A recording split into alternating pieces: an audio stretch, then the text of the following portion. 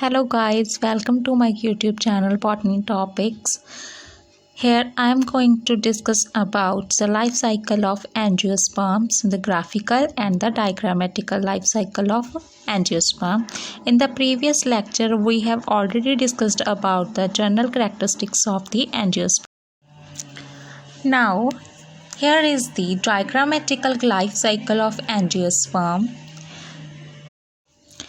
So, the male and female part of the angiosperm is anther and the ovary.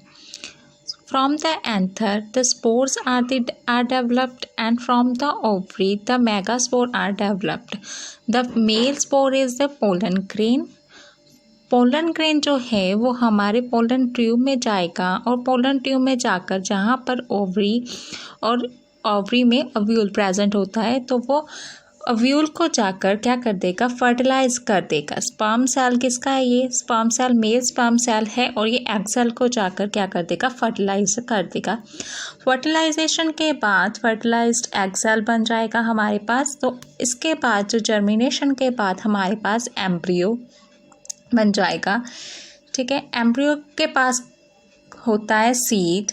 So seed में develop हो जाएगा। उसके बाद वो सीडलिंग के बाद ऑटोमेटिकली वो कहाँ डेवलप हो जाएगा, फ्लावर में डेवलप हो जाएगा।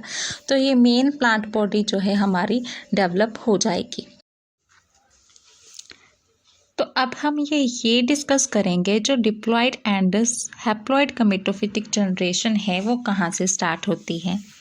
जब ये एंथर माइक्रोस्पोर जब स्पोर्स हमारे बनते हैं तब मियोसिस होते हैं। मियोसिस के बाद स्पोर्स बनते हैं एंड जब हमारी फर्टिलाइजेशन होती है ये जो है वो हैप्लॉयड है, हैप्लॉयड गमेटोफिटिक जनरेशन है। एंड मियोसिस के पहले एंड फर्टिलाइजेशन के बाद जो है वो वाली जनरेशन जो है वो कौन सी जनरेशन है हमारी, diploid sporophytic generation. And this is the haploid gametophytic generation. Meiosis के बाद वाली एंड फर्टिलाइजेशन के पहले वाली जो है वो हैप्लॉयड गमेटोफिटिक जनरेशन है।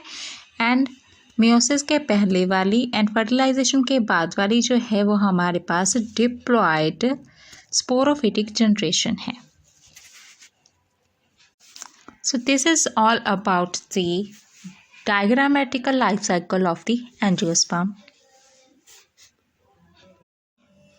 Now the diagrammatical life cycle discuss करने के बाद हम डिस्कस करेंगे graphical life cycle of the angiosperms. इसमें भी जो ये लाइफ साइकिल है वो स्टार्ट कहाँ से होगा, प्लांट बॉडी से डेवलप होगा।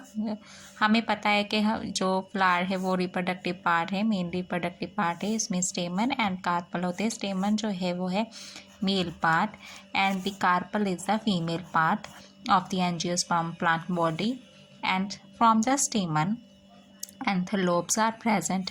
कार्पल में ओवरी प्रेजेंट होती है और एंथरलोब्स में पोलन मदर सेल्स प्रेजेंट होते हैं एंड इसमें जो है वो ओव्यूल प्रेजेंट होता है। तो मियोसिस के बाद एंड मेगास्पोर मदर सेल होता है इसमें ओव्यूल में। तो ये दोनों मियोसिस में आते हैं। तो मियोसिस के बाद ये कन्वर्ट हो जाता है पोलन मदर सेल जो है मियोसिस के बाद कन्वर्ट हो जाता है पोलन ग्रेन्स में कन्वर्ट हो जाता है। एंड जो ये मेगास्पोर मदर सेल है वो मियोसिस के बाद मेगास्पोर में कन्वर्ट हो जाता है। जो ये है वो माइक्रोस्पोर है। ये स्मॉल होते हैं और नंबर में ज़्यादा होते हैं और जो ये मेगास्पोर है ये बहुत लार्ज होता है एंड नंबर्स में कम होते हैं। मेगास्पोर जो है फीमेल गमीटोफाइट में कन्वर्ट हो जाता है, डेवलप हो जाता है। एंड जो ये पोलन ग्रेन है वो मेल गमीटोफाइट में कन्वर्ट हो जाता है। So from the male gametophyte the zygote, male gametophyte, and from the egg. The zygote is developed after the fertilization of the male gametophyte and the egg. जब mail gametophyte and egg जो है वो fuse करता है तो वो zygote में convert हो जाता है। एंड जब ये फीमेल का सेकेंडरी न्यूक्लियस है एंड द मेल गैमेटोफाइट का अनदर स्पर्म सेल है वो फर्टिलाइज होते हैं, तब वो किस में कन्वर्ट हो जाते हैं, प्राइमरी एंडोस्पर्म सेल्स में डेवलप हो जाते हैं।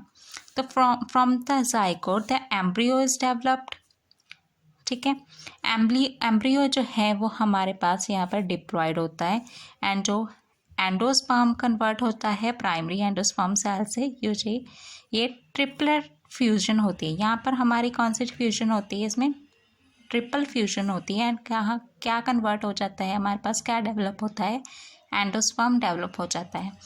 From the embryo and the endosperm seed and fruit develop हो जाते हैं। इसके बाद हमारे पास जर्मिनेशन होती है। जर्मिनेशन के बाद हमारे पास मेन प्लांट बॉडी जो होती है वो डेवलप हो जाती है।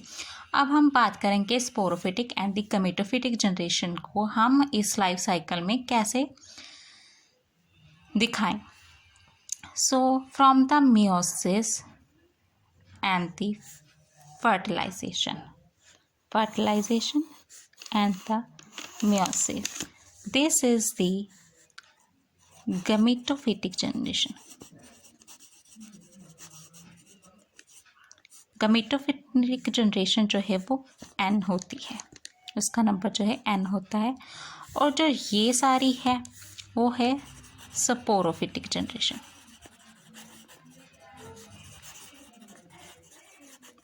ये हमारे पास 2n होती है because this is diploid and this is haploid.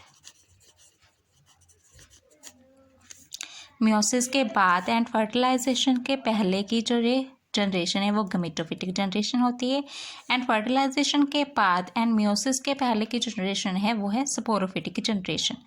This is all about my lecture about the diagrammatical and the graphical life cycle of the angiosperm.